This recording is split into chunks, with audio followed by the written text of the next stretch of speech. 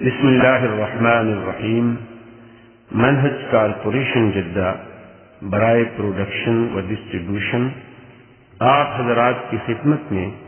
قصص الانبیاء کا مبارک سلسلہ پیش کرنے کی سعادت حاصل کر رہا ہے۔ اب آپ اس مبارک سلسلے کا 15واں حلقہ سماعت فرمائیں۔ قال ان يسرق وقد سرق اخ له من قبل، کہنے لگے اچھا ہمیں پتہ نہیں تھا کہ یہ چوری کرتا ہے، ہمیں تو کوئی علم نہیں۔ اگر ایسے نے چوری کی ہے نا، اس کا ایک بھائی پہلے بھی تھا، اس نے بھی چوری کی،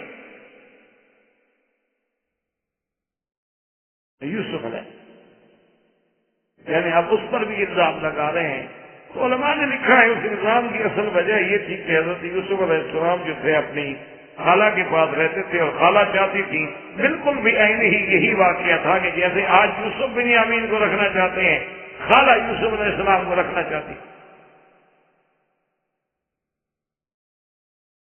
تو انہوں نے یہ کیا کہ حضرت اسحاق علیہ السلام کی پگڑی مبارک تھی، تو وہ باندھ لی حضرت یوسف کی کمر کے نیچے اور اوپر سے قمیض پہنوا دیا۔ اب وہ تو بچے تھے، ان کو کیا پتا کیوں باندھا جا رہا ہے۔ اور جب یوسف علیہ السلام گھر آ گئے تو وہ آگئی حضرت یعقوب کے پاس کہ آپ کا بیٹا جو ہے وہ حضرت اسحاق علیہ السلام کی جو پگڑی ہمارے ہاں نسلن بعد نسلن چلی آ رہی ہے، اتنی متبرک پگڑی کہ وہ تو چوری کر کے لایا۔ تو جب ان کے کپڑوں کی تلاشی کی گئی تو وہ تو باندھا ہوا تھا۔ تو انہوں نے کہا کہ دیکھیں اب قانون یہی ہے کہ بھئی یوسف میرے حوالے کر، تو اپنے حوالے کرتی۔ تو وہ الزام انہوں نے لگایا کہ ان یسرق فقد سرق اخ له۔ اور بعض علماء یہ بھی کہتے ہیں کہ یوسف علیہ السلام چونکہ کریم تھے، سخی تھے، طبیعت میں سخاوت تھی، تو گھر والوں سے پوچھے بغیر جو ہے نا طعام لے کے باہر فقیروں کو کھلا دیتے، تو اس کو بھی انہوں نے چوری کے لفظ سے تعبیر کیا کہ ان یسرق فقد سرق اخ له من قبل۔ جب یوسف علیہ السلام نے سنا تو آپ بڑے خوشی ہوئے اور چھپا لی بات، ظاہر نہ کی کہ چلو کہنے میں ان کو جو کہنا چاہتے ہیں، ہمارا مقصد جو ہے وہ تو حل ہو رہا۔ اس کے بعد انہوں نے حضرت یوسف علیہ السلام سے درخواست کی کہ یوسف علیہ السلام ان له ابا شیخا کبیرا فخذ احدنا مکانہ، ان کا باپ جو ہے نا جی وہ بوڑھا آدمی ہیں، بزرگ ہیں، بڑی عمر کے ہیں، اور بہت ان کے لیے مسئلہ ہو جائے گا کہ ان کا بیٹا ان سے جدا ہو جائے، آپ مہربانی کریں۔ اصل میں یہ ہے کہ وہ ایک ماں سے 2 بھائی ہیں اور باقی ہم الگ ماں سے ہیں، تو ہم میں سے آپ کوئی اور جو ہے اپنے پاس قید رکھ لیں اس پہ۔ تو حضرت یوسف علیہ السلام نے فرمایا عجیب بات کرتے، ہم کیوں بھائی معاذ اللہ جتنا بتا رہے ہیں، قانون یہ ہے کہ جس طرح ہمارا سامان نکلے گا ہم اس کو لیں گے،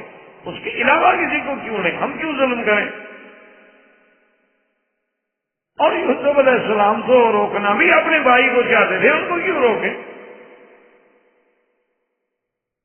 اب جناب جب مایوس ہو گئے اور یوسف علیہ السلام بنیامین کو لے کے اپنے محل میں تشریف لے گئے، اب بھائیوں نے کہا کہ بھی کیا کریں۔ ان میں سے جو بڑا بھائی تھا، جس نے پہلے بھی رائے دی تھی کہ یوسف علیہ السلام کو قتل نہ کیا جائے، اس نے کہا کہ دیکھو بھائی بات یہ ہے کہ ہم سے ابا نے بڑے بڑے قسمیں دی تھی، وعدے دیے تھے، اور آج اللہ کی شان ہے کہ پھر ہم اسی مصیبت میں مبتلا ہو گئے، میں تو نہیں جاتا یار، میں تو یہی رہوں، میں کیا منہ دکھاؤں جا کے اپنے ابا۔ اب اس کا 2 حل ہیں، یا تو میرے والد مجھے اجازت دے دیں کہ بھئی آپ لوگوں کا قصور نہیں ہے، میں نے تحقیق کر لی ہے، واپس آ جاؤ، یا پھر اللہ میرے لیے کوئی اور راستہ پیدا کرے کہ بنیامین مل جائے، بادشاہ کے چلتے رحم آ جائے، وہ چھوڑ دے، میں اس کو لے کے آؤں، ورنہ کہیں۔ میں نے کہا ٹھیک۔ تو نے کہا سیدھی سی بات ہے کہ جب ہم جائیں گے تو آخر والد کو کیا کرنا؟ کہا کہ والد سے آپ کہیں کہ بھئی ہمارا کیا قصور ہے، ہم نے تو کوئی کوتاہی نہیں کی۔ لیکن قرآن مقدس نے یہاں جو لفظ ذکر کیا ہے، اس سے اندازہ ہوتا ہے کہ یوسف علیہ السلام کے بھائیوں کے دل میں ابھی تک یوسف علیہ السلام اور بنیامین کے بارے میں یعنی دل صاف نہیں ہوئے تھے، غصہ ختم نہیں۔ کیونکہ کہتے ہیں ارجعوا الی ابیکم فقولوا یا ابانا ان ابنک سرق وما شہدنا الا بما علمنا وما كنا للغیب حافظین. انہوں نے کہا کہ جاؤ واپس فقولوا، اپنے ابا سے کہو کہ ان ابنک، تیرے بیٹے ہیں. یعنی یہ بھی نہیں کہا کہ ہمارے بھائی ہیں، حالانکہ بھی بھائی ہے، تمہارا باپ تو ایک ہے نا، ماں کا فرق ہو جائے، لیکن وہ تمہارا اللہتی بھائی ہے، ماں کا فرق ہے، باپ تو ایک ہے. کیونکہ یا بھائی اللہتی ہوتے ہیں یا قیافی ہوتے ہیں یا حقیقی ہوتے ہیں شقیق. ماں باپ ایک ہو تو حقیقی ہے، اگر باپ ایک ہے اور ماؤں میں فرق ہے تو اللہتی. اور کبھی ایسا بھی ہوتا ہے کہ باپ پہلے سے ایک عورت کی شادی ہوتی ہے، اس کا بیٹا ہو، پھر وہ دوسرے آدمی سے شادی کرتے، وہ اخیافی کہلاتے ہیں. تو کہنے لگے ان ابنک، تیرے بیٹے نے چوری کی. یعنی کا مطلب ایک تو وہ دکھ میں حضرت یوسف کا صدمہ، اس پر پھر بنیامین کا صدمہ ہے، پھر یہ کہا جائے کہ تمہارے بیٹے، یعنی کہ ہمارے بھائی نے. اور ساتھ یہ بھی کہہ دیں کہ ہمیں غیب کا تو علم نہیں تھا کہ ایسا ہوگا کہ خود بنیامین چوری کر لے گا. اور اگر آپ کو ہماری بات میں اعتبار نہیں ہے، وَاسْأَلِ الْقَرْيَةَ الَّتِي كُنَّا فِيهَا وَالْعِيرَ الَّتِي أَقْبَلْنَا فِيهَا وَإِنَّا لَصَادِقُونَ. انہوں نے کہا ابا جان اگر آپ کو اعتبار نہ ہو تو آپ اس بستی والوں سے پوچھ لیں، یا وہ قافلہ جو آ رہا ہے وہ بھی قافلہ تھا، ان کے بھی علم ہے، ان سے پوچھ لیں کہ ہم نے کوئی کوتاہی نہیں کی، ہم نے ہر مقام پہ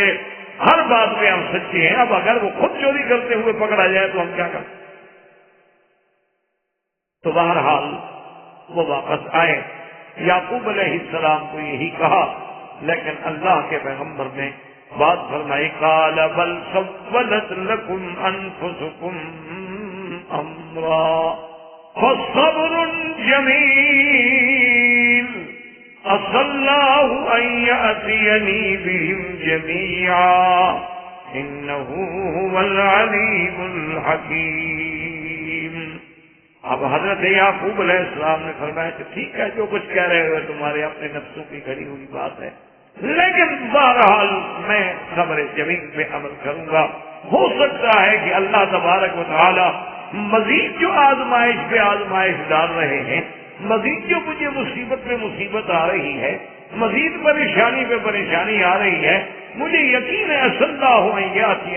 جميعا کہ اللہ سب کو اکٹھا کر کے لائیں.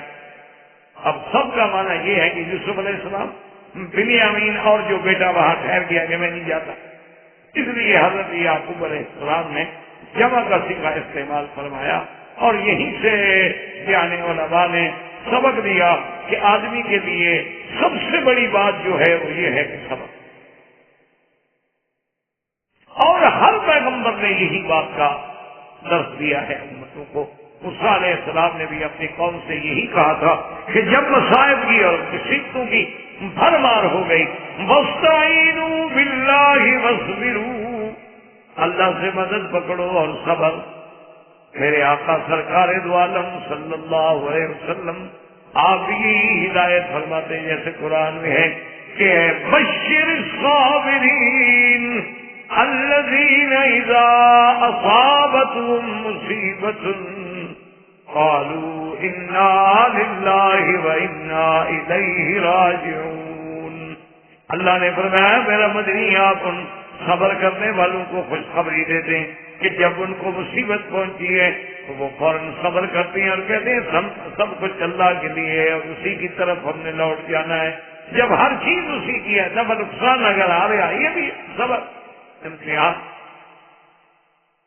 اسی لیے حضرت ابن عباس رضی اللہ تعالیٰ عنہ کا ایک قول مبارک ہے کہ اللہ تبارک و تعالیٰ نے لوح محفوظ پہ جو سب سے پہلی کلام لکھی وہ یہ تھی کہ اننی انا اللہ لا الہ انا محمد رسولی.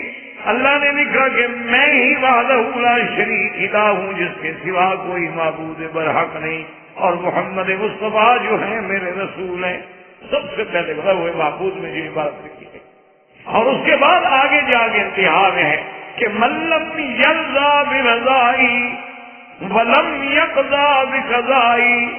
ولم یصبر علی بلائی ولم یشکر علی لاوائی فلیطلب الہا سوائی. ساتھ یہ بھی اللہ نے حکم لکھا کہ جو شخص میرے فیصلے پہ راضی نہ ہو، جو میری رضا پہ راضی نہ ہو، جس پہ میں مصیبت دوں اور صبر نہ کرے، جس پہ میں نعمت دوں اور شکر نہ کرے، اس کو چاہیے کہ میرے سوا کوئی خدا بھی اور تلاش کر لے. مجھے کیا ضرورت ہے؟ تو اس لیے صبر جو ہے بڑی چیز ہے، اور پیغمبروں کا یہی مقام ہے کہ فصبر جمیل. اچھا، پہلے بھی یہی جملہ کہا تھا جب حضرت یعقوب یوسف علیہ السلام کے پیرہن کو لے کے آئے تھے، فصبر جمیل واللہ المستعان علی ما تصفون. لیکن آج پیغمبر نے صبر جمیل تک تو وہی جملہ فرمایا، لیکن آگے فرماتے ہیں صلی اللہ ان یأتینی بہم جمیعا. ہو سکتا ہے کہ اللہ سب کو جمع کر دے. انہ هو العلیم الحکیم. ہر چیز اس کے علم میں ہے اور ہر چیز اس کی حکمت کے مطابق ہے. کیوں یعقوب علیہ السلام کو یقین تھا یہ تو کبھی نہیں ہو سکتا نا کہ یوسف کا خواب سچا نہ، اور اگر یوسف کا خواب سچا ہے تو پھر ہم نے ملنا تو ہے، پھر ہم نے یوسف علیہ السلام کی تعظیم بھی کرنی ہے. تو یہ تو ہوگا، لیکن کب یہ نہیں جا، یہ اللہ تبارک و تعالی. تو اب کچھ عرصے کے بعد پھر یوسف علیہ السلام نے اپنے بیٹوں سے کہا کہ بالکل تم لوگ تو ہاتھ توڑ کے بیٹھ گئے، مایوس ہو گئے. اللہ کی رحمت سے مایوس تو نہیں ہونا چاہیے کہ کام نہ ہو تو بس آدمی ہاتھ توڑ کے بیٹھ گئے. یہ کیا بات؟ ہمارے دل میں یہ ہوتا ہے کہ ہم سائی کریں، ہم اپنی طرف سے پوری کوشش کریں، اپنے اسباب کی حد تک عمل کریں. باقی کابرانی ہے، ناکامی ہو تو اللہ کے ہاتھ میں ہے. کہا بیٹے جاؤ، کوشش کرو، تلاش کرو. اللہ کی رحمت سے نا امید کیوں ہوتی؟ اور کچھ چیزیں تھوڑی بہت رہ جاؤ، ہو سکتا ہے کہ اللہ مہربانی کرے کچھ اور اللہ بھی لے آؤ. تو اب جناب بھائی جو تھے سارے کے سارے وہاں پہنچے اور یوسف علیہ السلام کی خدمت میں، اور آ کے بڑے گر گڑائے کیونکہ اب بہت پریشان. اور آگے کہا کہ یا ایھا العزیز. یاد رکھو اصل میں بعض لوگوں نے عجیب کچھ کہانیاں بھی بنائی ہیں، کچھ روایات. کیونکہ قدرتی بات یہ ہے کہ بنو اسرائیل جو ہے نا، ان کو روایتیں بنانے کی بڑی عادت ہے. تو انہوں نے یہ بھی بنایا ہے کہ جی یا ایھا العزیز، کیونکہ اب حضرت یوسف علیہ السلام کو کہا جا رہا ہے قالوا یا ایھا العزیز، تو مطلب یہ تھا کہ وہ عزیز مصر جو تھا، وہ جس کا قصہ پہلے آپ سن چکے ہیں، امرأۃ العزیز. تو عزیز کہتی ہے کہ مر گیا، اور اس کا نام تھا پوتیفار، اور بعد میں اس کا اور نام بھی لکھا ہے. بادشاہ جو تھا وہ ریان بن الولید. تو کہتے ہیں کہ بھئی جب وہ مر گیا تو اب زلیخا اس کی جو بیوی تھی، اس کے بعد پھر حضرت یوسف علیہ السلام سے اس کی شادی، اور بڑی تفصیل کے ساتھ انہوں نے اس داستان کو لکھا. حتیٰ کہ بعض کتابیں جو آج بھی دنیا میں تورات کے نام سے موجود ہیں یا تلمود کے نام سے موجود ہے، اس میں بھی یہ ذکر آتا ہے کہ بھی پوتیفار جو تھا وہ مر گیا، اور اس کے مرنے کے بعد بی بی زلیخا جو ہے بادشاہ نے اس کی شادی جو تھی حضرت یوسف علیہ السلام سے. اچھا، اب چونکہ مصیبت یہ ہوتی ہے نا جی کہ جب ایک بات بنائی جائے نا، اس کے لیے پھر 100 باتیں بنانی پڑتی. ایک بڑا مشکل مرحلہ یہ بھی. اب سوال یہ پیدا ہوتا تھا کہ یوسف علیہ السلام تو عین شباب ہے، اور زلیخا کی عمر کتنی ہو گئی، تو اس کا بھی انہوں نے حل نکالا کہ جی اللہ پاک نے اس کو پھر جوانی عطا فرما دی. اب اللہ کے آگے تو کوئی مشکل ہے نہیں. اور اس کے ساتھ انہوں نے یہ بھی لکھا کہ جب نکاح ہو گیا، شادی ہو گئی، تو اب حضرت یوسف علیہ السلام کی تو محبت بے انتہا ہو گئی،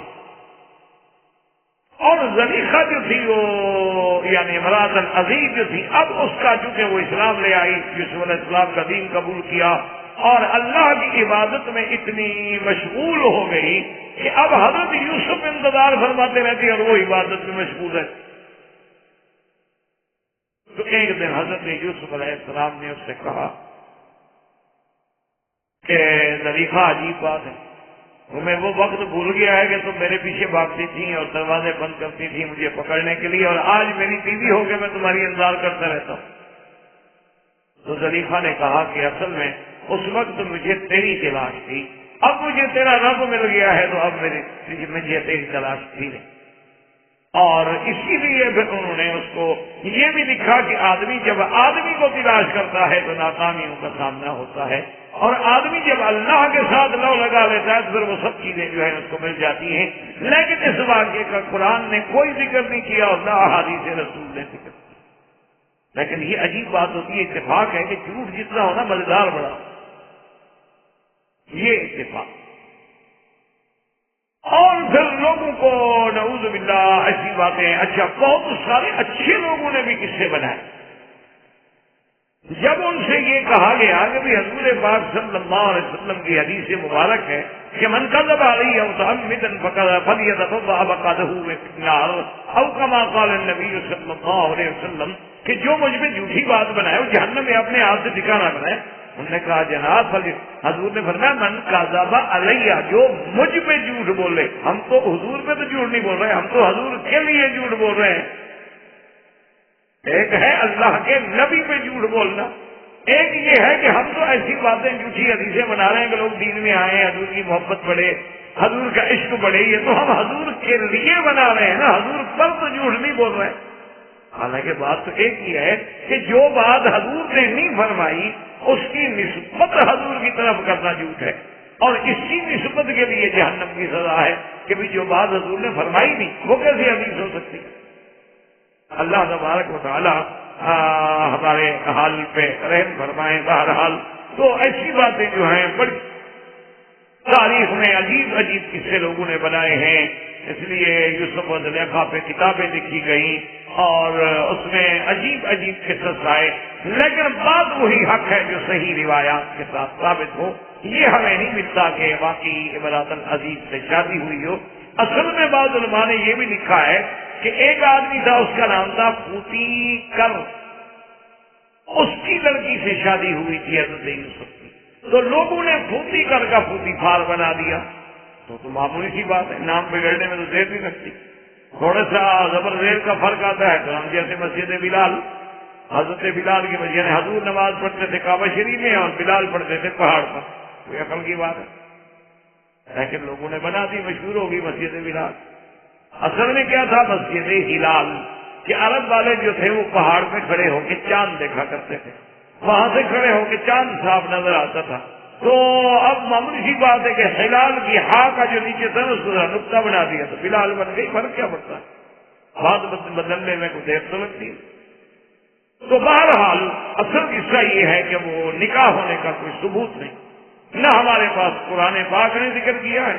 اور نہ کسی حدیث رسول عربی صلی اللہ علیہ وسلم میں اس کا ذکر ملتا ہے۔ تو بہرحال اصل بات یوں سمجھے کہ عزیز جو ہے یہ کوئی عہدہ نہیں، قرآن نے جو بار بار عزیز کا لفظ ہے یہ ایسے ہے جیسے ہم کہتے ہیں نا اپنی زبان میں سرکار،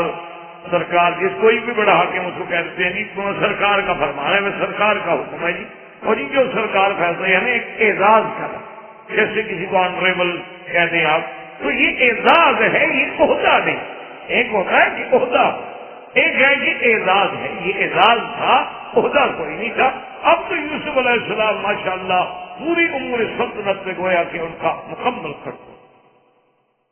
قالوا یا ایھا العزیز مسنا واہلنا الضر وجئنا ببضاعۃ مزجاۃ فأوف لنا الكيل وتصدق علينا إن الله يجزي المتصدقين۔ اب بھائی آئے تو اب جناب وہ اکڑ چکڑ سے نکل گئی، اب تو وہ غرور اور وہ اکڑ کہنے لگے کہ اے مہربان عزیز، عزیز مصر مہربانی کرو، ہم اور ہمارے گھر والے بالکل فاصل پہ پہنچ گئے ہیں، ختم ہو گئی، اور ہم بہت معمولی سی چیز لے کے آئے ہیں، پونجی جو ہے ہماری اب تھوڑی رہ گئی ہے، اتنا پیسہ نہیں کہ ہم آپ کو صحیح معنی میں بدلا دیں، وَجِئْنَا بِبِضَاعَةٍ مُزْجَاةٍ، اگر آپ مہربانی کر کے یہ تھوڑی پونجی لے کے پورا غلہ ہمیں دے دیں تو یہ آپ کی عنایت ہوگی، آپ مہربانی کریں، ہم پہ صدقہ کر دیں۔ اللہ تبارک و تعالیٰ خیر کرنے والوں کو، خیرات کرنے والوں کو بدلہ دیتے ہیں۔ اب علماء نے یہاں بھی بحثیں لکھی ہیں کہ انبیاء کے لیے تو صدقہ جائز نہیں ہوتا، اور انبیاء علیہ السلام تو ہدیہ تو قبول فرماتے ہیں لیکن صدقہ قبول نہیں فرماتے، اور اس پہ پھر جواب دیے ہیں کہ یہ ہمارے نبی پاک کے لیے تو تھا لیکن پہلے انبیاء علیہ السلام کے بارے میں ہمیں یہ بات نہیں ملتی۔ اصل میں بات یہ ہے کہ یہ ساری بحثیں بلا وجہ ہیں، ورنہ بات یہ ہے کہ صدقہ تو وہ ہوتا ہے جو بندہ خیرات مانگے۔ ایک بندہ جب پیسے دے کے کوئی چیز خریدنا چاہتا ہے وہ کون سا صدقہ ہے بھائی؟ وہ تو کہہ رہے ہیں کہ جی آپ مزاحت، یہ ٹھیک ہے کہ ہم پورے پیسے نہیں دے رہے تو رعایت کرتے، تو یہ تو کوئی خیرات نہیں ہوتی، اس لیے کہ ہم اس کے اوپر بحثیں کریں۔ اب جب یوسف علیہ السلام کو پتہ لگا کہ میرے ماں باپ وہاں بھوکے ہیں، خاتون سے گزر ہو رہی ہے، اور اصل بات یہ ہے کہ اللہ کی منشا بھی ہو گیا کہ اب بات کھل گئی، ورنہ تو یوسف علیہ السلام چاہتے تو جیل سے بھی پیغام بھجوا سکتے،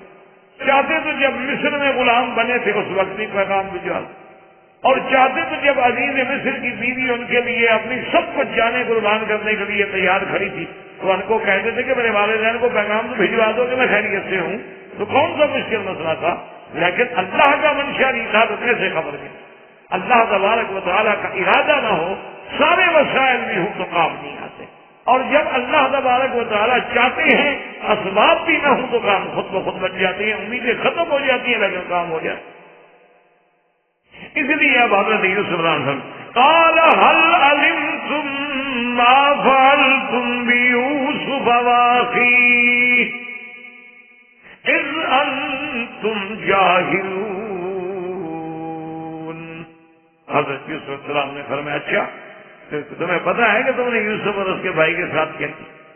اور مفسرین نے لکھا ہے کہ اب یوسف علیہ السلام نے اپنا جو تاج پہنے ہوئے تھے، وہ جو اپنا لباس پہنے ہوئے تھے وہ بھی اتارا، اب جو ان کی نظر پڑی تو ہم گھبرائے کہ قالوا انک لانت یوسف،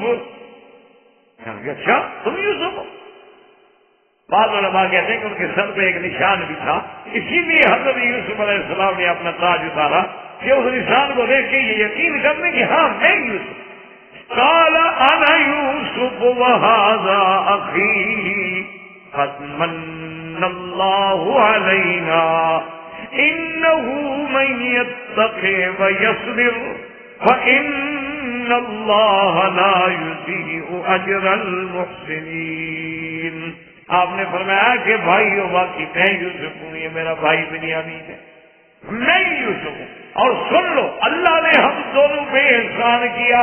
اللہ نے مجھ پہ یہ مقام دیا، میرے بھائی کو بھی ملا دیا، اور میرے اللہ کا قاعدہ ہے کہ جو اللہ سے ڈرے اور جو صبر کرے مصیبتوں پہ، اللہ تبارک و تعالیٰ صبر کرنے والوں کو بدلہ دیتے ہیں اور زیادتی کرنے والوں کو رسوا کر دیتے ہیں۔ اب جناب جب حضرت نے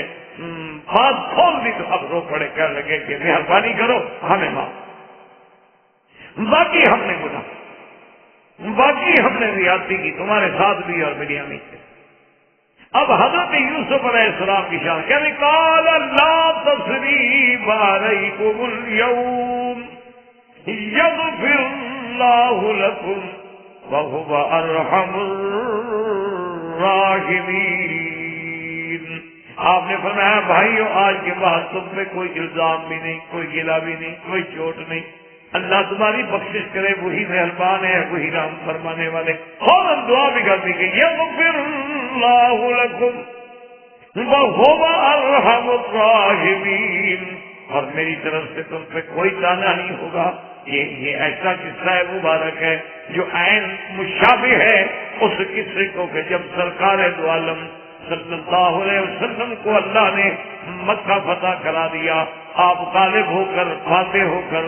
مکے میں داخل ہوئے، قریش مغلوب ہو گئے، قیدی ہو گئے، پکڑے گئے، مارے گئے، سامنے آ کے کھڑے ہیں، اور حضور نے فرمایا قریش مکہ خود فیصلہ کرو تمہارے لیے کیا سزا تجویز کریں، اب بات کرو۔ اللہ اکبر کہنے رہے آخر قریش تھے، کچھ بھی ہوں سمجھدار تو تھے، کہنے لگے کہ ہم بھی ایک بھائی کے سامنے کھڑے ہیں، ٹھیک ہے کافر ہیں، جو کچھ ہے مشرک ہیں، لیکن آپ ہمارے حق کے قریب ہیں، جو مناسب سمجھے ہم نے واقعی غلطیاں تو کی ہیں۔ تو حضور نے فرمایا کہ اچھا اگر تم یہ کہتے ہو تو میں بھی وہی کہتا ہوں، کما قال اخی یوسف، جیسے میرے بھائی یوسف نے کہا تھا کہ لا تثریب علیکم اليوم جاؤ انتم الطلقاء، میں نے بھی تم سب کو آزاد کیا ہے، کوئی تم پر ملامت نہیں، کچھ نہیں، یہاں رہنا چاہتے ہو جانا چاہتے ہو رہو، اسلام لانا چاہتے ہو تمہاری مرضی، نہیں لانا چاہتے ہو نہ لے آؤ، میری طرف سے تم آزاد۔ تو عین وہی فیصلہ ہوا جو حضرت یوسف علیہ السلام نے کیا تھا، اور یہی شان پیغمبر۔ اب جب سب بھائی مل گئے اور سب نے آپس میں ملاقاتیں ہو گئی، اور اب تو پھر وہ بادشاہ کے بھائی تھے، اب تو شاہی مہمان خانے میں ماشاءاللہ، لیکن سیدنا یوسف علیہ السلام پہ بڑی بات گراں گزر رہی تھی کہ ہم تو یہاں شاہی محلات میں ہیں اور ابا کے ساتھ، اور وہ نبی ہیں، تو اس لیے انہوں نے کہا کہ میرے بھائیوں بات یہ ہے کہ اب اس مسئلے کو چھیڑیں، آپ ایسا کریں کہ جا کے ابا کو لیں۔ انہوں نے کہا باتوں پورے ہو گئے، ان کی تو نظر مبارک بھی کمزور ہو گئی، آنکھیں سفید ہو گئی تمہارے فراق میں روتے روتے۔ انہوں نے کہا کوئی بات نہیں، ایسا کرو کہ اذهبوا بقمیصی ھذا فألقوه علی وجه ابی فألقوه علی وجه ابی یأت بصیرا وأتونی بأہلکم اجمعین۔ حضرت یوسف نے فرمایا کہ یہ میں قمیص دیتا ہوں، یہ لے جاؤ حضرت یعقوب علیہ السلام کی خدمت میں، اور جا کے آپ کے چہرے سے لگاؤ، اس کی برکت سے اللہ ان کو آنکھیں عطا فرما دیں گے، اور پھر تم سب گھر والوں کو لے کے آؤ میرے پاس۔ اب اس قمیص کے بارے میں بھی روایات جو ہیں مختلف ہیں۔ بعض روایات میں ہے کہ جب سیدنا ابراہیم الخلیل علیہ السلام کو آگ میں ڈالا گیا تو سیدنا ابراہیم الخلیل علیہ السلام کا لباس اتارا گیا، اور بغیر لباس کے ان کو آگ میں ڈالا گیا، اور جب اللہ نے حکم دیا آگ کو کہ یا نار کونی بردن وسلاما علی ابراہیم، تو اللہ نے جنت کا لباس بھی بھیجا ابراہیم علیہ السلام کے پاس۔ تو جنت کا وہ قمیص جو آپ نے پہنا تھا وہی قمیص پھر حضرت اسحاق کے پاس آیا، پھر حضرت اسحاق سے یعقوب علیہ السلام کے پاس آیا، حضرت یعقوب نے پھر یوسف علیہ السلام کو دیا، تو وہ اس کو بنا کے چھپا کے ایک نلکی سی بنا کے محفوظ کر کے رکھا جاتا تھا تاکہ کسی کو نہ جائے، تبرک ہے اور جنت کا کپڑا۔ اور جنت کی اس نعمت کی صفت یہ تھی کہ جس چیز پر بھی اس کو ڈال دو وہ ٹھیک ہو جاتی تھی، اندھے پہ ڈال دو ٹھیک ہو جائے گا، اور برس والے پہ ڈال دو ٹھیک ہو جائے گا، کیونکہ جنت کی نعمتوں کے یہ اثرات ہیں کہ جنت میں ہے ہی حیات، موت تو آئی نہیں۔ اسی لیے قرآن پاک میں آتا ہے، انشاءاللہ شاید ہم بھی زندگی تو شاید اس قصے پر اللہ پہنچائیں گے کہ جب سامری نے گائے کا بچڑا بنایا تھا تو اس نے بھی اصل میں کیا کیا تھا کہ جب وہ چھوٹا تھا اور حضرت جبریل علیہ السلام اس کی خبر گیری کے لیے آتے تھے، جب سن شعور کو پہنچا، سمجھ آ گئی، تو دیکھا کہ بھئی جبریل علیہ السلام جو ہیں جس گھوڑی پہ سوار ہیں اس کو تو پتہ ہی تھا کہ جبریل ہیں، وہ تو انسانی شکل میں تھے۔ دیکھا کہ جہاں جہاں وہ گھوڑی جو ہے قدم اٹھاتی ہے رکھتی ہے نیچے کی چیزیں جو ہے سبز ہو جاتی، خشک گھاس سبز ہو گئی، خشک پتیاں سبز ہو گئی، تو اس نے وہ مٹی چھپا کے اپنے پاس رکھ دی۔ اب جب سونے کا بچڑا بنایا تو اس میں وہ مٹی بھی ڈال دی، مٹی ڈالی تو وہ جناب جسد لہو خوار، اس سے تو آوازیں شروع ہو گئی گائے گی، وہ زندہ ہو گیا۔ تو اس لیے علماء نے لکھا ہے کہ جنت کی چیز ہی ایسی ہے کہ اللہ یموت فیہا ولا یحیا، وہاں تو کافر کے لیے بھی موت نہیں ہوگی، اور چیزیں ایسی ہوں گی کہ کبھی پوسیدہ نہیں ہوں گی، فنا نہیں ہوں گی۔ تو دراصل یہ وہی کبھی سے مبارک تھا جو محفوظ رکھا۔ اور اسی طرح یعنی علماء نے لکھا ہے کہ آپ قصہ یوسف علیہ السلام پہ اگر نظر ڈالیں تو اس قصے کا عمود جو ہے نا، یعنی بنیاد جو ہے گویا وہ کمی، کہ جب آپ اپنی پھپھی کے گھر سے نکلے اپنے ابا کی خدمت میں آنے لگے تو پھپھی نے بھی پکڑنے کے لیے قمیص کا سہارا لیا، اور جب آپ کو بھائیوں نے کنویں میں ڈال دیا تو باپ کو دھوکہ دینے کے لیے جاؤ والا قمیص ہی بدمن قمیص میں خون لگا کے جھوٹا آ گئے۔ جب یوسف علیہ السلام کو انہوں نے کنویں میں ڈال دیا تھا تو یعقوب علیہ السلام کے پاس بھی تو قمیص لے کے آئے تھے نا، اور جاؤ والا قمیص ہی بدمن قذبن، شام غریبہ منا رہے ہیں جناب، رو رہے ہیں، خون لگا کے آ گئے۔ تو اب وہ حضرت یوسف، تو وہ بھی قمیص کا ذکر تھا، اور اس کے بعد جب امراۃ العزیز نے حضرت یوسف علیہ السلام کو پھنسانے کی کوشش کی تو وہاں بھی قمیص کا مسئلہ پیش آ گیا، کانا قمیصہ قد من قبل، کہ قمیص دیکھو جی آگے سے پھٹا ہے یا پیچھے سے پھٹا ہے۔ اور اب جناب جب قصہ آیا حضرت یعقوب علیہ السلام کی سیرت و واپسی کے لیے، تب بھی آپ نے فرمایا کہ اذهبوا بقمیصی ھذا فالقوه علی وجه ابی بصیرا۔ اس لیے گویا کہ قمیص مبارک جو ہے وہ اس قصے کا ایک اہم چیز ہے جس کا ذکر اللہ تبارک و تعالی نے بار بار کیا، اور ہر موقع پہ کہیں نہ کہیں اس قمیص کا کوئی کردار ضرور آ جائے۔ اب جناب بعض علماء فرماتے ہیں کہ نہیں، یوسف علیہ السلام اللہ کے نبی تھے، اب نبوت مل چکی تھی، اور جو چیز نبی کو بدن کو لگ چکی ہے اس کا کیا کہیں۔ اسی لیے بعض روایات میں تو یہ بات موجود ہے نا کہ حضرت انس فرماتے ہیں کہ حضور نے میرے ہاتھ رکھا تھا نا، تو جن جن بالوں پہ حضور کا ہاتھ آ گیا وہ 120 سال عمر گزر گئی، وہ سفید نہیں ہوئے، اسی طرح جوان رہے کہ حضور کے ہاتھ لگ گئے صلی اللہ علیہ وعلا آلہ واصحابہ وسلم تسلیما کثیرا۔ تو اللہ کے نبی کی تو شان۔ اب وہ قمیص لے کے چلے، ابھی وہ فاصلہ جو ہے تقریباً بعض روایات میں ہے کہ 80 فرسخا 80 میل دور تھا کہ حضرت یعقوب علیہ السلام نے کہا کہ انی لاجد ریح یوسف لولا ان تفندون قالوا تاللہ انک لفی ضلالک القدیم۔ حضرت یعقوب علیہ السلام نے فرمایا کہ ذرا آؤ، وہ جو باقی اولاد کی اولاد اور بچے اور فیملی، کیونکہ آپ کے تو بہت بڑا خاندان تھا، فرمایا کہ ادھر آؤ، ایسا نہ ہو کہ تم سے یہی کہو گے کہ ہاں میں بس اسی پرانے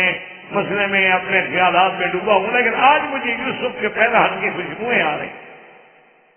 اس لیے علماء نے لکھا ہے کہ یہ سارے معاملے جو تھے اللہ کی شان ہے، اسی میں اللہ کی حکمتیں تھی کہ یوسف علیہ السلام چند میل پہ کنویں میں موجود ہیں تو خوشبو نہیں آتی،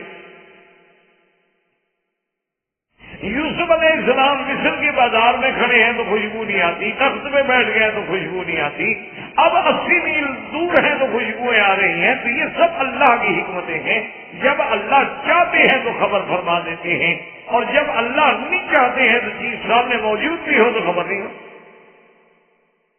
اس لیے علماء نے لکھا ہے کہ علم غیب جو ہے اس کا مالک اللہ ہے۔ انبیاء علیہ السلام کو بطور معجزہ، اولیاء اللہ کو بطور کرامت و کشف، کبھی کبھی اللہ چاہتے ہیں تو علم عطا فرما دیتے، کھول دیتے، لیکن اگر نہ چاہیں، دیکھیں جیسے کہ یوسف علیہ السلام یعنی خود موجود ہے کنویں میں، لیکن باپ کو خوشبو بدن کی بھی نہیں آئی، اور اب بنوا رہے ہیں کہ مجھے خوشبو آ رہی ہے۔ تو جب سارے گھر والے اکٹھے، انہوں نے کہا ابا جان آپ تو بس اسی پرانے خیال میں بیٹھے ہیں، آپ کو تو ہر وقت بس ایک ہی خیال ہے اپنا یوسف علیہ السلام کا۔ ابا نے فرمایا اچھا ٹھیک ہے، ابھی تو میری بات نہ مانو، لیکن میں جو کہہ رہا ہوں اسے فَلَمَّا أَنْ جَاءَ الْبَشِيرُ أَلْقَاهُ عَلَى وَجْهِهِ فَارْتَدَّ بَصِيرًا قَالَ أَلَمْ أَقُل لَّكُمْ إِنِّي أَعْلَمُ مِنَ اللَّهِ مَا لَا تَعْلَمُونَ۔ اب جب آیا خوشخبری دینے والا، بعض علماء نے کہا کہ وہ بڑا بھائی، اور بعض نے کہا کہ وہ بھائی جو جھوٹا قمیص پہ خون لگا کے لایا تھا، اس نے کہا چونکہ میں نے قمیص لا کے دکھ پہنچایا تھا، آج مجھے قمیص دو کہ میں خوشی پہنچاؤں۔ بس وہ تو آنکھوں کو لگنے کی دیر تھی، فَارْتَدَّ بَصِيرًا، وہ جو کمزوری تھی نظر کی، وہ ذوق تھا، وہ سب کا سب دور ہو گیا، آنکھیں روشن ہو گئی۔ آپ نے فرمایا أَلَمْ أَقُل لَّكُمْ، میں نے تم لوگوں سے نہیں کہا تھا کہ مجھے جو اللہ نے علم دیا ہے تم کو علم نہیں؟ مجھے تو یقین ہے، میں خواب میں بیٹھا ہوں، مجھے تو یقین ہے کہ یوسف ملے گا، میں جو بھی کہہ رہا ہوں اللہ تبارک و تعالیٰ نے مجھے اس کا علم عطا فرمایا ہے. اب جناب جب سارے کے سارے بیٹے بھی اکٹھے ہو گئے, یوسف و بنیامین نہیں ہے تو قالوا یا ابانا استغفر لنا ذنوبنا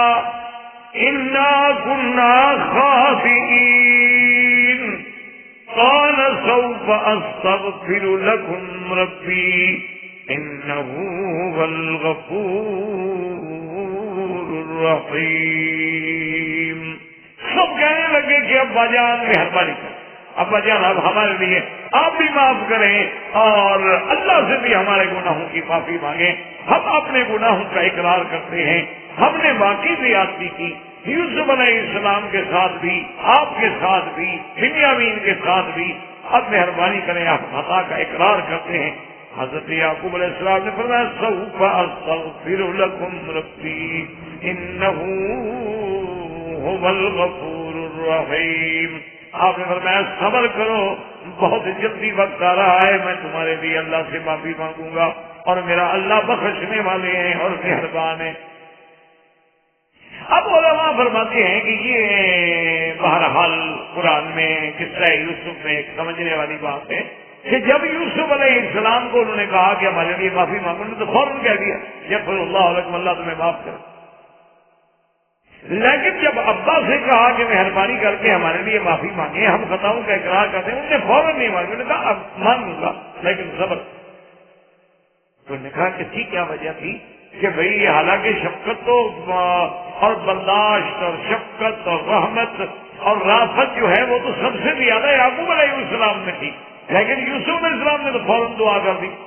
لیکن ابا کہتے ہیں کہ نہیں, ابھی میں دعا نہیں کرتا, سوف استغفر لکم ربی, میں اپنے رب سے تمہارے لیے بخشش مانگوں گا. اس کی وجوہات علماء نے لکھی ہے کہ اصل میں یوسف یعقوب علیہ السلام کا منشا یہ تھا کہ جب سحر کا وقت ہوگا یعنی تہجد کا وقت ہوگا, رات کا آخری حصہ ہوگا, تو اس وقت میں اپنے بھائیوں کے اپنے بیٹوں کے لیے معافی مانگوں گا کہ کوئی چھوٹا موٹا جرم تو ہے نہیں. اللہ کے نبی کو ستانا, ایک اللہ کے پیغمبر کو کنویں میں ڈالنا, اللہ کے پیغمبر کو جا کے کھوٹے پیسوں میں بیچ دینا, پھر خون جھوٹا لگا کے اللہ کے نبی کے سامنے آ کے جھوٹ بولنا, یہ ساری باتیں کو معمولی تو تھی نہیں.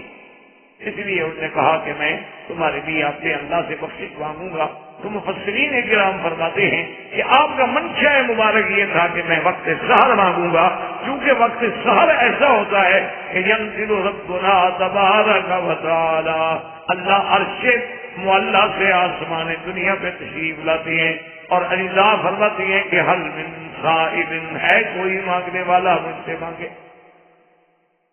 وہ ایک ایسی گھڑی ہوتی ہے, ایسا وقت ہوتا ہے کہ اللہ کی رحمت جوش میں. اسی لیے ایک صحیح روایت میں ہے کہ حضرت عبداللہ ابن مسعود رضی اللہ تعالیٰ عنہ بیٹھے ہوئے تہجد پڑھ کے جب بیٹھے تو کہنے لگے مولا تو نے حکم دیا کہ میری عبادت کرو, ہم نے تیری عبادت کی. تو نے حکم دیا میری اطاعت کرو, ہم نے تیری اطاعت کی. اب عبادت بھی کر لی, اطاعت بھی کر لی, اور یہ سحر کا وقت ہے, یہ سحر کا وقت ہے, تیرا وعدہ ہے کہ میں معاف کرتا ہوں, پھر ہماری دعائیں بھی منظور فرما.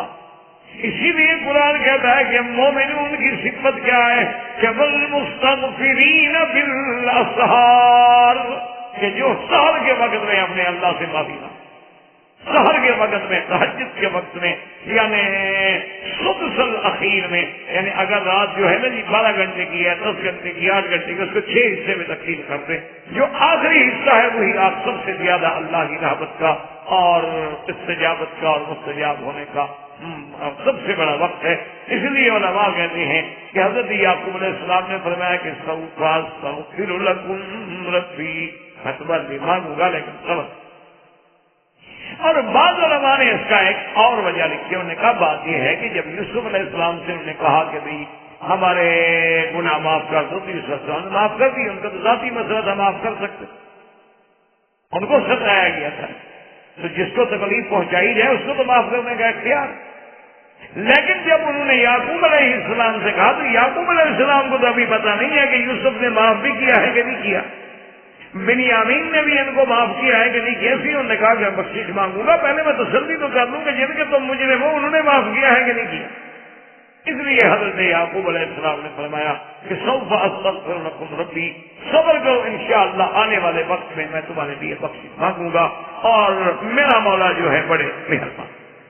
اچھا، اسی میں ایک اور بات جو ہے اس پر بھی علماء نے بڑی بڑی ابحاث لکھی ہیں کہ بھئی یوسف علیہ السلام اب ساری بات بھی کھل گئی، اب تو کوئی راز نہیں رہا نا، اب تو بنیامین مل گیا، بھائی مل گئے، ان کو یوسف کا پتہ لگ گیا، تو خود قمیص تو بھجوا رہے ہیں لیکن خود کیوں نہیں گئے والد کو ملنے کے لیے؟ یعنی کہتے ہیں کہ قمیص واتونی بأہلکم اجمعین، تم سب کو لے کے آؤ۔ حالانکہ چاہیے تو یہ تھا، آخر بیٹے ہیں یوسف علیہ السلام، کہ جتنا بڑا شان بلند کیوں نہ ہو جائے، کہتے اچھا بھائی اب تو اللہ کی اجازت بھی ہوگی، اب تو ہم خود جاتے ہیں۔ تو حضرت یوسف علیہ السلام کا نہ جانا اور بھائیوں سے کہنا کہ واتونی بأہلکم اجمعین، تم لے کے آؤ۔ علماء کرام نے اس کے بڑے بڑے جوابات لکھے ہیں، لیکن آسان بات آپ یاد رکھ لیں کہ اصل منشا حکم خدا بندی کسی طرح تھا کہ جیسے پہلے راز نہ کھولنے کا حکم تھا، اب بھی حکم یہ تھا کہ یوسف تم اپنے مقام پہ رہو، ہم نے یعقوب کو لانا ہے تمہاری طرف، کیونکہ خواب بھی تو یہی تھا نا کہ یوسف کی اتنی بڑی عظمت دکھائی گئی کہ ابا بھی سجدہ کرے، تو جب اس کو اتنا بڑے مرتبے پہ دکھانا ہے تو اللہ تبارک و تعالیٰ کا منشا مبارک۔ اس کے مقابلے پہ حضرت موسیٰ علیہ السلام کے بارے میں جب پتہ لگ گیا نا کہ فرعون کے گھر میں ہیں اور دودھ بھی پی رہے ہیں اور بہن بھاگتی ہوئی آ گئی اور اس نے کہا اما جان بالکل نہ گھبراؤ، بالکل ڈرنے کی بات نہیں، میرا بھائی محفوظ ہے، اور بلکہ باہر سارے افسر کھڑے ہوئے ہیں آپ کو لینے کے لیے، آپ چلیں۔ اس نے کہا میں تو نہیں جاتا۔ میں کہا کیوں؟ میں نے کہا اللہ نے وعدہ کیا تھا کہ ہم موسیٰ کو تیری طرف لوٹائیں گے، یہ تھوڑا کہا تھا کہ مجھے موسیٰ کے پاس لے جائیں گے۔ انا رادوہ الیک، کہ ہم موسیٰ کو تیری طرف لوٹائیں گے، تو بس خدا لوٹائے گا، میں تو نہیں جاتا۔ تو وہاں اور بات تھی اور یہاں جو ہے وہ اور بات ہے، تو اسی لیے اللہ تبارک و تعالی رحمت فرمائے کہ حالات کا یعنی ایک بڑا جبر ہوتا ہے، تو اصل سیدھی بات یہ یاد رکھیں کہ یہ بھی حکم خداوندی تھا، ورنہ اللہ کا پیغمبر یوسف علیہ السلام ایسے کیسی بات کہتے۔ اب قرآن کہتا ہے کہ فلما دخلوا علی یوسف آوى إليه أبويه وقال ادخلوا مصر إن شاء الله آمنين ورفع أبويه على العرش وخروا له سجدا وقال يا أبت هذا تأويل رؤياي من قبل قد جعلها ربي حقا وقد أحسن بي إذ أخرجني من السجن وجاء بكم من البدو من بعد أن نزغ الشيطان بيني وبين إخوتي إن ربي لطيف لما يشاء إنه هو العليم الحكيم۔ حضرت یوسف علیہ السلام باہر آ گئے استقبال کے لیے پورے لاؤ لشکر کے ساتھ۔ اچھا بعض روایات میں ہے کہ جب اتنا بڑا لشکر دیکھا تو یعقوب علیہ السلام بیٹے سے کہا یہ تو جنود فرعون، یہ کون؟ یہ تو جنود فرعون لگتا ہے، فرعون کا کوئی لشکر ہے؟ انہوں نے کہا نہیں فرعون کا لشکر نہیں ہے، تو تیرے بیٹے کا لشکر ہے، اب تو مصر میں بادشاہ ہے یوسف۔ اب یوسف علیہ السلام آئے تو عزت و اکرام کے ساتھ لے گئے، ورفع ابویہ علی العرش،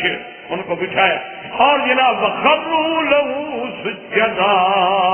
حضرت یوسف عرش پہ بیٹھے اور والدین جو تھے، صحیح بات یہ ہے قرآن کہتے ہیں ابویہ، بات کہتی ہیں کہ ماں بہت ہو گئی تھی، خالہ تھی اور خالہ بھی ماں کے درجے میں ہے، لیکن اصل بات وہی ہے جو قرآن کہتا ہے، جب قرآن کہتے ہیں ابویہ ہیں تو ابویہ۔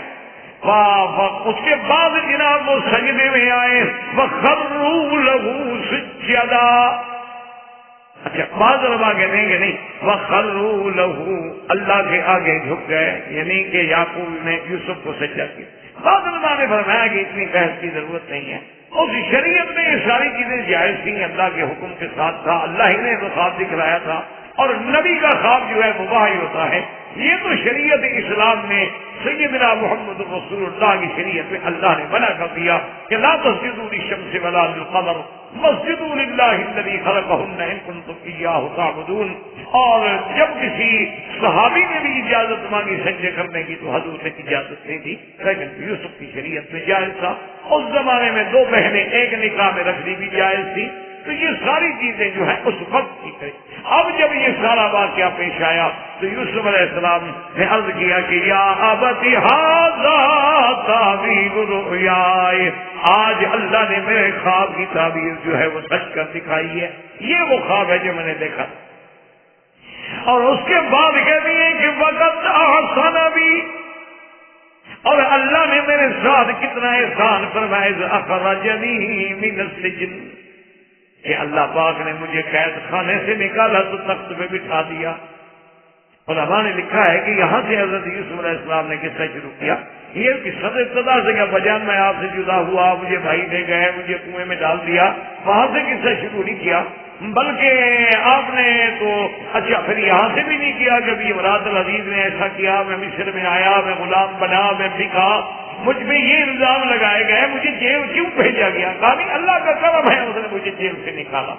یعنی اللہ کے احسان اور نعمتوں کا ذکر کیا، ان مصیبتوں کا ذکر نہیں کیا کہ یہ خوشی کا وقت ہے، اب اس سے دوہرا کے غم کو تازہ کرنے کی کیا بات ہے. اور بعض علماء نے فرمایا کہ آپ اگر جیل میں جانے کا ذکر کرتے تو پھر امراۃ العزیز کا بھی قصہ آتا. تو جن محسنوں نے ان کی پرورش کی تھی، حضرت یوسف نہیں چاہتے تھے کہ میری زبان سے ان پر الزام لگے اور ان کے عیب اچھالے جائیں. اسی فرمایا وقد احسن بی اذ اخرجنی من السجن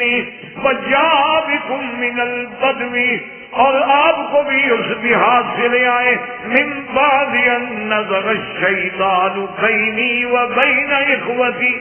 تو شیطان نے ہمارے اور بھائیوں کے درمیان میں ایسی بات کھڑی کر دی تھی. ورنہ بھائی تو بھائی ہوتے ہیں اور اللہ کی ہر چیز میں حکمتیں ہوتی ہیں. اللہ تبارک و تعالیٰ نے حضرت موسیٰ یوسف علیہ السلام کے خواب کو سچا فرمایا. یعقوب علیہ السلام تشریف لے آئے اور اسی لیے اللہ نے فرمایا کہ ذالک من انباء الغیب نوحی الیک وما کنت لدیہم اذ اجمعوا امرهم وهم یمکرون وما اکثر الناس ولو حرصت بمؤمنین. اللہ نے فرمایا میرا مدری یہ وہ اہم غیب کی خبریں ہیں جو ہم نے آپ کو. باقی اصل وجہ یہ تھی کہ علماء نے لکھا ہے کہ قریش نے خود سوال کیا تھا کہ سیدنا محمد رسول اللہ صلی اللہ علیہ وسلم آپ اگر اللہ کے نبی ہیں تو ہمیں بتلائیں گے یوسف کا قصہ. انہوں نے یہ خود بتا. تو جب حضور صلی اللہ علیہ وسلم نے وہ سارا قصہ مبارک ذکر کر دیا اور اتنی تفصیل کے ساتھ، تو اللہ تبارک و تعالیٰ کے نبی نے فرمایا کہ اب تو میں نے سارا واقعہ تمہیں بیان کر دیا، ابھی مان لے آؤ. لیکن وہ پھر بھی ایمان نہیں. تو اصل میں ان واقعات میں اللہ تبارک و تعالیٰ نے بہت بڑی عبرتیں، اللہ تبارک و تعالیٰ نے بہت بڑی مواعظ، اللہ تبارک و تعالیٰ نے بہت بڑے احکام، اور اس کے اندر جو سب سے بڑی چیز ہے وہ ہے تسلی قلب رسول اللہ صلی اللہ علیہ وسلم کہ حضور کے دل کے لیے تسلی مبارک ہے. میرا مدنی آپ نہ گھبرائیں، آپ کے ساتھ جو زیادتی ہو رہی ہے آپ دیکھیں گے یوسف کے ساتھ کیا، اور آپ اس فکر میں ہیں کہ میرے رشتے دار ہیں، میرے قریبی لوگ ہیں، اور اس کے باوجود زیادتی کر رہے ہیں. میرا مدنی آپ کے تو چلو چاچا ہیں، چاچے کے بیٹے ہیں، وہ تو باپ کے بیٹے ہیں جنہوں نے یوسف علیہ السلام کے ساتھ یہ کیا. یعنی آپ اندازہ فرمائیں کہ آپ کے ساتھ تو چلو ابو جہل کر رہا ہے، عتبہ عتیبہ کر رہے ہیں، آپ کے ساتھ تو ابھی لہب کر رہا ہے، ولید بن المغیرہ کر رہا ہے، شیبہ کر رہا ہے، لیکن وہ تو حضرت یعقوب کے بیٹے ہیں، یوسف علیہ السلام کے بھائی ہیں. انہوں نے کیا کیا یوسف علیہ السلام؟ اور اسی طرح اللہ تبارک و تعالیٰ نے اپنے پاک نبی علیہ السلام کو ہدایت و تسلی کے لیے فرمایا کہ دیکھیں اگر آپ کو شیب ابی طالب کے علاقے میں کچھ عرصے کے لیے گویا کہ محصور رہنا پڑا ہے، ذرا نظر کو ڈالو کہ یوسف جیسا نازک و حسین جیل کی زندگی میں اکیلا بیٹھا ہوا، اس نے بھی تو جیلیں کاٹی. اور ساتھ یہ بھی بتلایا کہ یوسف علیہ السلام جس کو کنویں میں ڈالا گیا، جس کو جیلوں میں ڈالا گیا، ہم نے کیسے اوپر بٹھایا. میرے وطنی آپ بھی غم نہ کریں، یہ آپ کو کتنی تکلیفیں پہنچائیں، لیکن ہم بھی آپ کو معراج پہ اور سرزمین مکہ میں جس طرح یوسف کے عرش پہ پہنچایا تھا، اسی طرح آپ کو بھی عرش اللہ پہ لائیں گے، آپ کو ہم غالب کریں گے، آپ کے دین کو پورے ادیان پہ ہم نصرت دیں گے۔ اور جس طرح یوسف کے بھائی ملزم بن کے یوسف کے سامنے کھڑے تھے، ایک وقت آئے گا کہ قریش ملزم بن کے محمد مدنی تیری دربار میں کھڑے، آپ فکر نہ کریں۔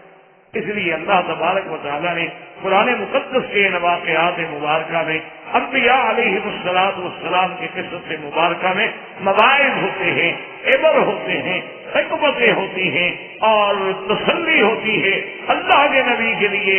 مومنین کے لیے، کلمہ پڑھنے والوں کے لیے۔ تم کیا گھبراتے ہو؟ جب نبیوں پہ ایسے مراحل گزرے تو آپ کیا،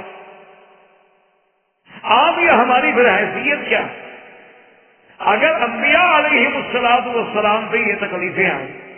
اگر اللہ کے پیغمبروں پر ایسی کھٹن منازل آئیں، اگر انہیں جیل کی صعوبتوں سے گزرنا پڑا، اگر انہیں اپنے بھائیوں کے ہاتھوں کنویں میں قید ہونا پڑا، تو تم کیوں وقت؟ اس لیے اللہ تبارک و تعالیٰ نے ایسے قصص بیان فرمائے، اور سب سے عظیم قصہ، مفصل قصہ اور من اول ہی الی آخر ہی حضرت یوسف علیہ السلام کا تھا۔ اللہ آپ کو بھی اور مجھے بھی اس کے پڑھنے، سمجھنے اور اس پہ عمل کرنے کی توفیق عطا فرمائے۔ وما علینا الا البلاغ وآخر دعوانا ان الحمد للہ رب العالمین۔ برادران اسلام، واجب الاحترام بزرگوں، دوستوں، بھائیوں، عزیز نوجوان، قصص الانبیاء علیہم السلام کے دروس کے سلسلے میں آج ہم سیدنا ایوب علیہ السلام اور ان کے ساتھ ذوالکفل علیہ السلام کے بارے میں کچھ پڑھیں گے۔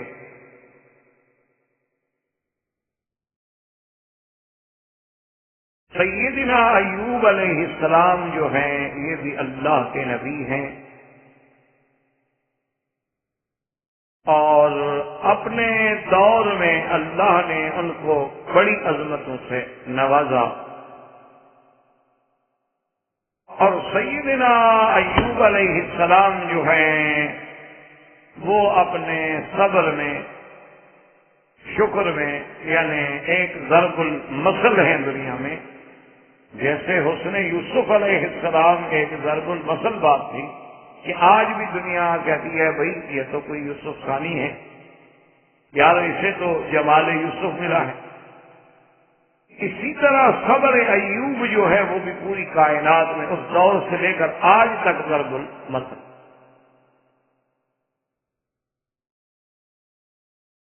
سیدنا ایوب علیہ السلام کے بارے میں کتابوں میں بے انتہا اختلافات ہیں۔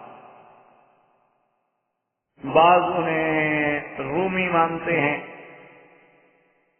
بعض انہیں عربی النسل مانتے ہیں، بعض انہیں بنو اسرائیل سے مانتے ہیں، یعنی حتیٰ کہ کتب سابقہ میں بھی اس موضوع پہ بے حد اختلاف ہے، حتیٰ کہ بعض لوگ تو اس حد پر بھی چلے گئے کہ ایوب علیہ السلام نام کا کوئی نبی گزرا ہی نہیں۔ اسی لیے پھر علامہ رحمت اللہ کیرانوی رحمت اللہ علیہ، جو اپنے دور کے ایک بہت بڑے عظیم عالم، متبحر علوم شرعیہ اور عیسائیت کے رد پہ جو اپنے دور میں ایک سند اتھارٹی تھے، اور جن کی کتاب اظہار الحق ایک بہت عظیم اور علمی اور تاریخی اور فکری کتاب ہے۔ اب تو ماشاء اللہ اس کے اردو اور انگریزی اور فرانسیسی ہر زبان میں بھی تقریباً تراجم آ چکے ہیں۔ آپ نے شاید کبھی دیدات کے پروگرام دیکھے ہوں، جو ہیں جنوبی افریقہ سے، جن کا تعلق، اب تو بیچارے مریض ہیں، صاحب فراش ہیں، عیسائیت ان کے، شاید آپ نے کبھی پروگرام ویڈیو پہ اس طرح انداز سے دیکھے ہوں۔ تو آپ یہ اندازہ کریں کہ یہ دیداد صاحب جو ہیں یہ صرف اسی کتاب کو پڑھ کے ہی اتنا بنے، اس کا کتنا بڑا علم ہوگا اسے۔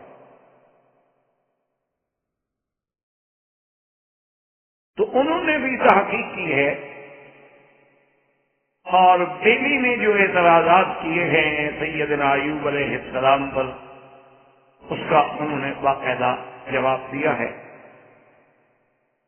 اور سب سے افضل بات یہ سمجھیں کہ ہم باقی کتابوں کی طرف تو اس وقت جائیں نا کہ جب ہمارے پاس اپنا مرجع نہ ہو۔ اللہ نے قرآن مقدس میں جہاں ذکر فرمایا ہے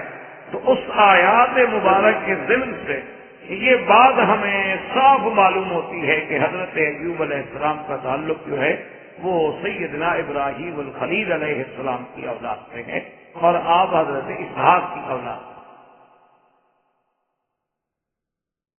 اللہ نے من ذریتہ داؤد و سلیمان و یوسف و موسیٰ و ہارون، آخر میں فرماتے ہیں وَأَيُّوبَ وَإِلْيَاسَ، تو ذریت ہی کا ضمیر جو ہے وہ سیدنا ابراہیم علیہ السلام کی طرف راجع۔ تو جب ہمیں قرآن پاک سے روشنی مل جائے تو پھر ہمیں کسی اور چیز کی ضرورت باقی نہیں رہتی۔ سیدنا ایوب علیہ السلام نبی ہیں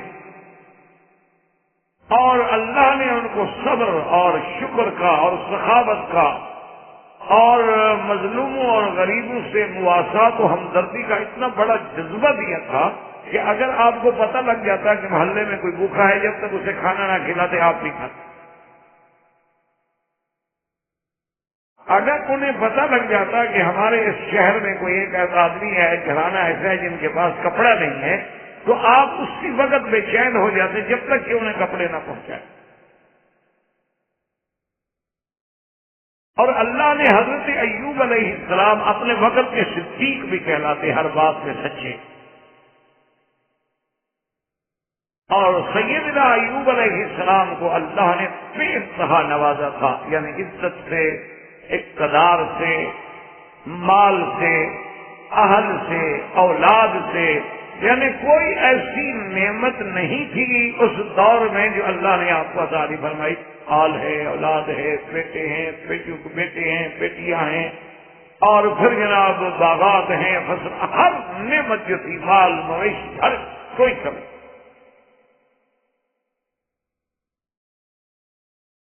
ان تمام نعمتوں کے بعد اللہ تبارک و تعالیٰ کے امتحان میں آ گئے، کیونکہ یہ قاعدہ ہے کہ جتنی شان بڑی ہوتی ہے نا اتنے امتحان بھی بڑے ہوتے ہیں۔ ویسے بھی ایک یعنی فطری بات ہے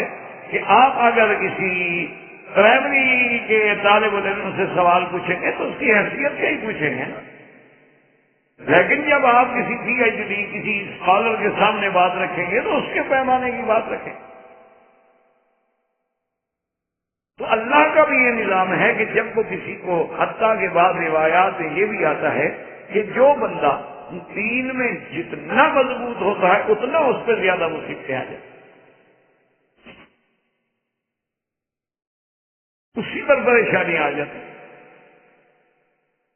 اور جو بندے دین سے نعوذ باللہ دور ہوتے ہیں وہ الٹا محفوظ ہوتے ہیں، ان پر کوئی دنیا میں ابتلا آتے ہی نہیں، بڑے خوش، سب ٹھیک۔ یہ اللہ کا نظام ہے۔ اس کی وجہ یہ ہے کہ اللہ اپنے بندوں کو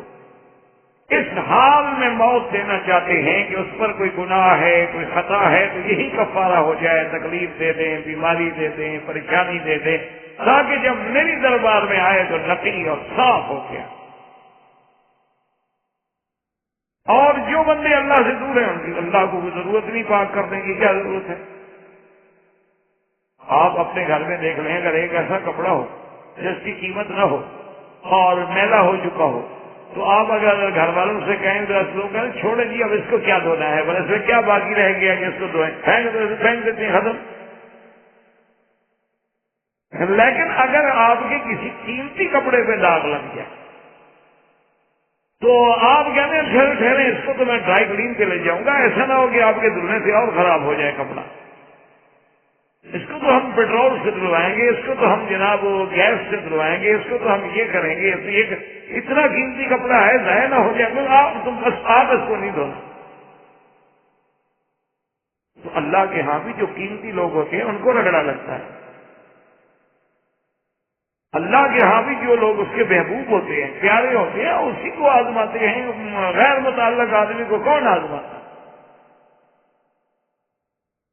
اس لیے اللہ تبارک و تعالیٰ کے بندوں پہ بڑے بڑے امتحان۔ آج کل بھی ایک پیر ہیں کراچی میں، اور میں ان کو جانتا بھی ہوں، تو اس کا جناب پیری عجیب ہے۔ وہ جو بندہ اس کے پاس مرید ہونے کے لیے جاتا ہے، کیونکہ اس کا بہت بڑا مقصد ہے کہ ایک نظم ہے، ایک نیٹ ورک ہے، لوگ ہیں آگے اس کی باتوں کو پہنچانے والے، اس کی طرف لوگوں کو راغب کرنے والے، پھر وہ رسائل میں اخبارات میں بڑا کچھ لکھتا ہے اور بڑی عجیب عجیب باتیں ہوتی ہیں بہرحال۔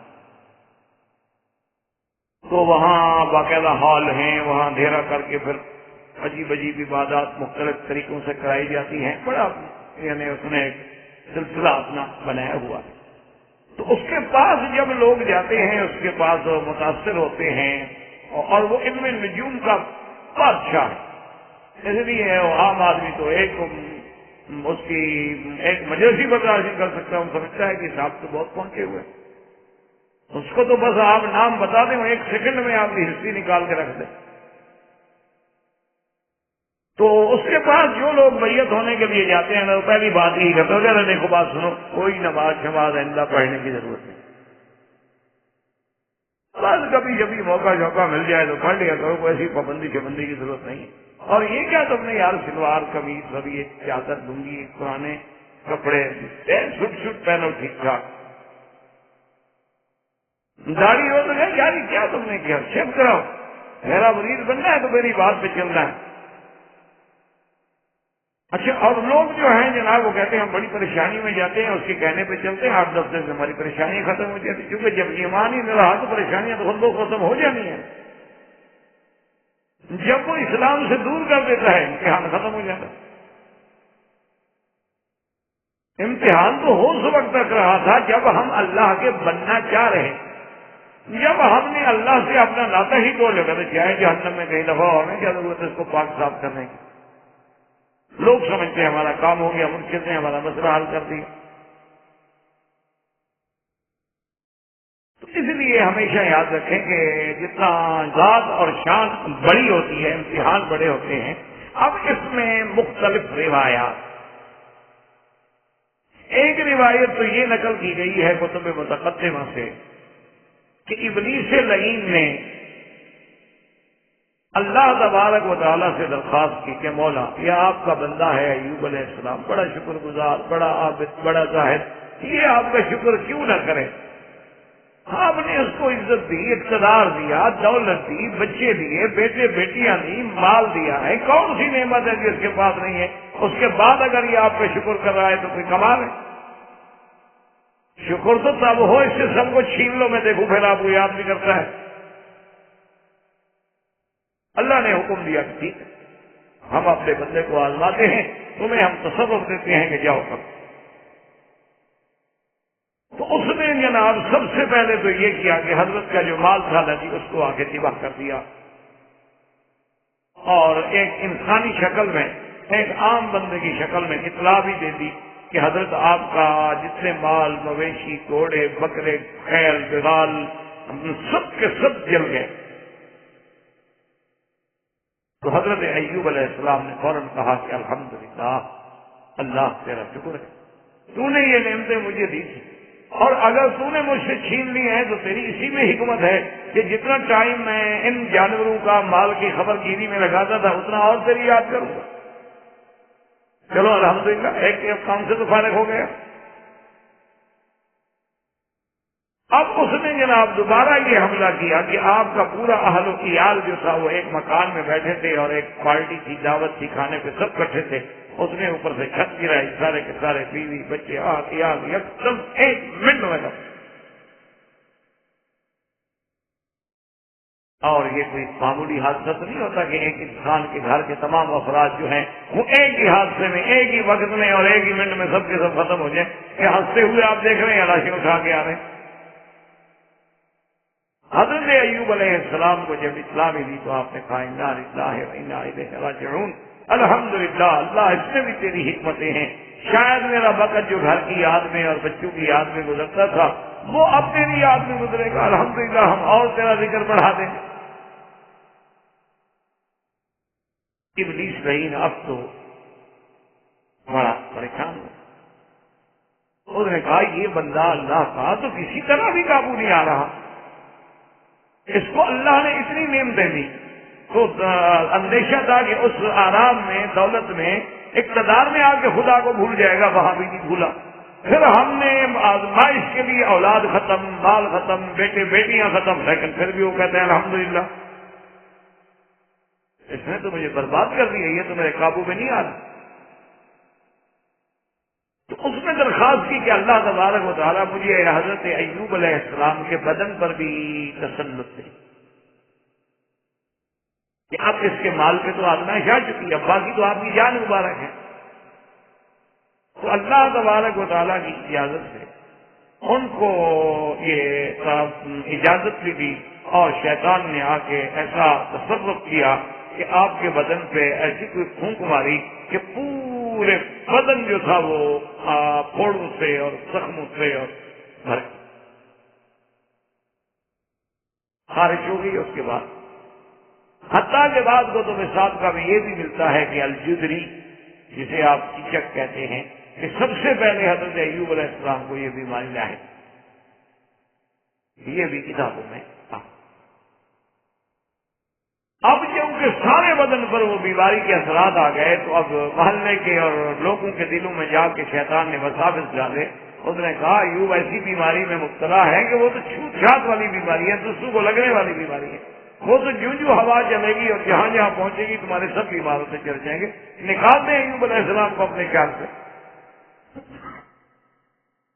تو ایوب علیہ السلام کو شہر والوں نے آ کر اس بات پہ مجبور کر دیا، انہوں نے کہا کہ حضرت آپ کی وجہ سے ہمارے علاقے میں بیماری پھیلنے کا خدشہ ہے تو آپ مہربانی کر کے شہر سے باہر چلے جائیں۔ حتیٰ کہ بعض کتابوں میں تو یہ ہے کہ شہر کے باہر جہاں کوڑا کرکٹ ایسی چیزیں یعنی غیر ضروری چیزیں ہوتی تھی وہی انہوں نے ان کو اجازت دی کہ جی یہ دور جگہ بھی ہے اور ٹیلا قسم کا بنا، اسی پہ آپ رہنا چاہتے رہنے مطلب آپ ہمارے شہر میں نہیں آتے۔ حضرت ایوب علیہ السلام وہاں تشریف لے گئے اور وہیں ایک جھوپڑی بنا کے اور سب ساتھ چھوڑ گئے الا زوجتہ، صرف آپ کی بیوی جو ہے وہ ساتھ۔ اب حضرت ایوب علیہ السلام کی بیوی کے بارے میں بھی اکثر اقوال یہ ہیں کہ وہ حضرت یوسف علیہ السلام کے بیٹے کی بیٹی جو آپ کی بیوی، اور اس کے نام میں بھی اختلاف ہے، بعض کہتے ہیں کہ اس بیوی کا نام لیا تھا اور بعض کہتے ہیں کہ اس بیوی کا نام جو ہے رحمہ تھا، اور بعض روایات میں یہ بھی آیا ہے کہ جب زلیخا کے ساتھ امراۃ العزیز کے ساتھ حضرت یوسف علیہ السلام کی شادی ہوئی تو آپ کی دو اولادیں ہوئیں، ایک لڑکا اور ایک لڑکی۔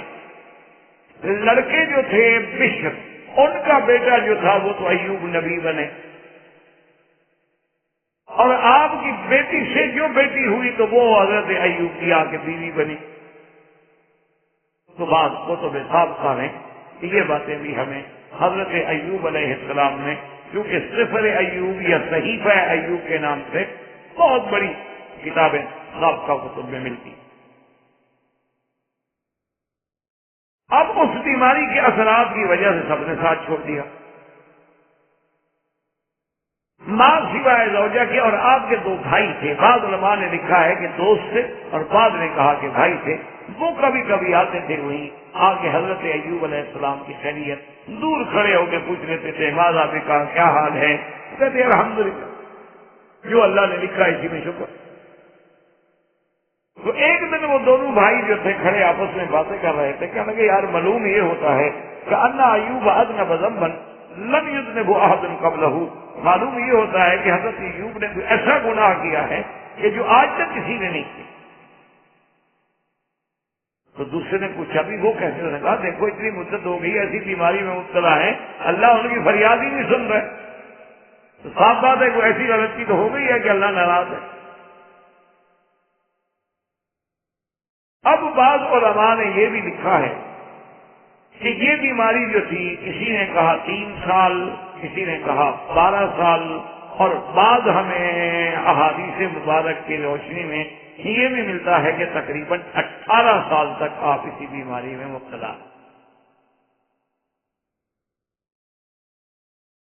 اب نتیجہ یہ ہوا کہ کوئی ذریعہ معاشی، تو آپ کی بیوی جو تھی وہ جا کر اس شہر میں مزدوری کرتی،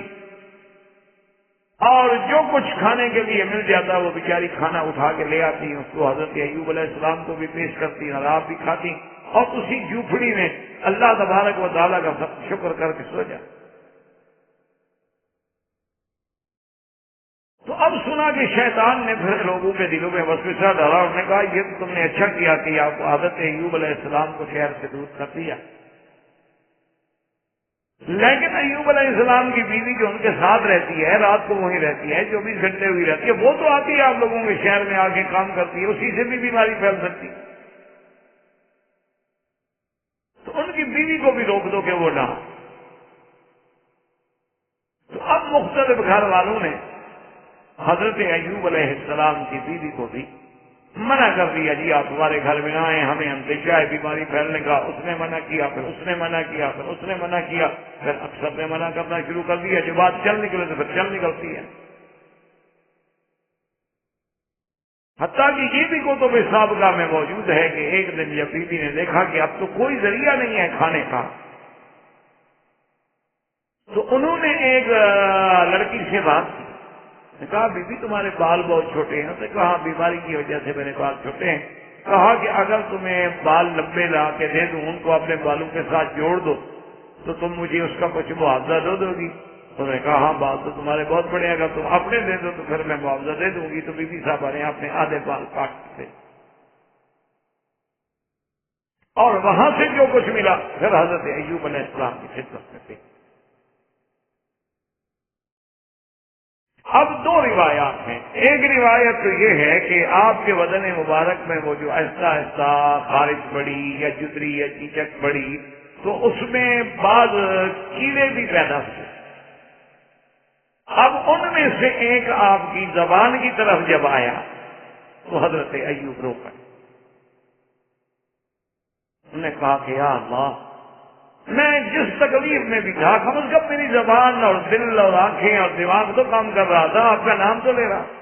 اب اگر میری زبان بھی مجروح ہو گئی تو میں تو آپ کے نام سے بھی رک گیا۔ اور بعض علماء فرماتے ہیں کہ نہیں، جب ان 2 بھائیوں نے اعتراض کیا تو ایوب علیہ السلام اللہ کے آگے سجدہ کیا، اور اسی اثناء میں ایک دن آپ کی بیوی جا رہی کہ شیطان نے ایک طبیب کی، ایک حکیم کی یا معالج کی شکل اختیار کر کے راستے میں ملا، اور اس نے کہا کہ دیکھو بی بی،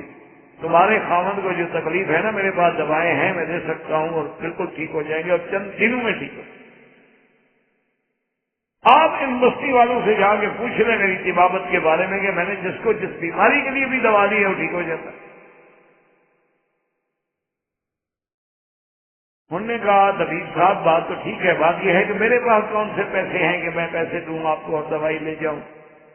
میرے پاس تو کھانے کو بھی نہیں ہے، تو ہم اس علاج اور معالجے کے متحمل کیسے ہو سکتے؟ اس نے کہا کہ یہ کوئی مسئلہ نہیں ہے، صرف اتنی سی بات ہے کہ تم یہ دوا لے جاؤ، اور جب وہ دوا کریں اور دواؤں کے بعد آپ کا شوہر ٹھیک ہو جائے تو پھر تمہیں یہ عقیدہ یہ رکھنا ہوگا کہ اس کو شفا میں نے دی، میرے علاج سے ٹھیک ہوا ہے۔ اور بعض روایات میں یہ ہے کہ اس نے کہا کہ تم ایسا کرو کہ حارث کے نام کی ایک منت بھی ساتھ مان لو، علاج بھی لے جاؤ اور حارث کی منت بھی مان لو. اس نے کہا عجیب بات نہیں ہے طبیب صاحب کی، اور دوائیں تو تم نے مہربانی کر کے ہمیں مفت دے دی. منت مان لے ہمارے پاس روٹی کھانے کو نہیں، اسی پہ ہم کیا کریں گے؟ منت جو مان لوں کیا کھلاؤں کیا پکاؤں، کچھ تو ہونا دینے کے لیے. خود نے کہا یہ بھی کوئی مسئلہ نہیں، ایسا کریں یہ مکھیاں جوڑ رہی ہیں، یہ تو مفت ہیں، ایک مکھی پکڑ کے حارث کے نام پہ تم چڑھا سکو. یہ بھی ایک چیز ہے، ایک منت ہی ماننی. حارث کو کیا ضرورت ہے تمہاری چیزوں کی، بکرا ہو یا دمبا ہو یا بکری ہو یا مکھی ہو. انہوں نے کہا چاہیے تو آسان کام. تو دوائیں لے کر اور یہ سارا مشورہ لے کر جب ایوب علیہ السلام کی خدمت میں آئیں اور انہیں آگے بتلایا کہ ایسا ایسا بندہ تھا اور ایسی شکل تھی اور ایسی بڑا ہی کوئی ہمدرد اور بڑا ہی خیر خواہ، اور اس نے یہ دوائیں بھی مفت میں دے دی اور شرط بھی عجیب سی رکھی ہے کہ حارث کے نام کی منت مانی، میں نے وعدہ کر لیا کہ مانے. حضرت ایوب علیہ السلام نبی تھے جو اس میں آگے فرمایا تمہیں پتا ہے حارث کون ہے؟ شیطان تھا. تم اللہ کو چھوڑ کے غیر اللہ کی منت مانو گی، یہ تو شرک ہے. اور نبی کی بیوی ہو کر مجھے شرک کا سبق پڑھا رہی ہو. لو عافانی اللہ، اگر اللہ نے مجھے صحت دی تو میں تمہاری پشت پہ 100 کوڑا تھا. تو بہرحال ان تمام واقعات کے بعد ویسے تو حضرت ایوب علیہ السلام ہر وقت ہی اللہ سے معافی مانگتے تھے، لیکن پھر طبیعت میں ایسا غم آیا، تذبذب آئی، زاری آئی کہ آپ فوراً سجدے میں گرے اور نے کہا یا اللہ مار فورا، یا اللہ اب تو میں سجدے سے سر اٹھاؤں گا نہیں حتیٰ یکشف بی غمن، جب تک کہ آپ میری یہ بیماری اب دور نہ فرما دے. اب اس مقام پہ آ گیا کہ میرے گھر کے اندر بھی شیطان وساوس ڈال کے میری بیوی کو بھی شرک پر اکساتا ہے. تو اب حضرت ایوب علیہ السلام نے اللہ کے دربار میں رونا شروع کی. اور یہ قاعدہ ہے کہ جب یہ تو ٹھیک ہے کہ ہر چیز کا ایک وقت مقرر ہے، لیکن جب آدمی دل سے اللہ کے آگے روتا ہے اور رحمت کی گھڑی بھی نصیب ہو جائے تو پھر دیر نہیں لگتی مشکلات حل ہو. احباب کرام، اس کے بعد اب آپ اس مبارک سلسلے کی CD نمبر 16 سماعت فرمائیں.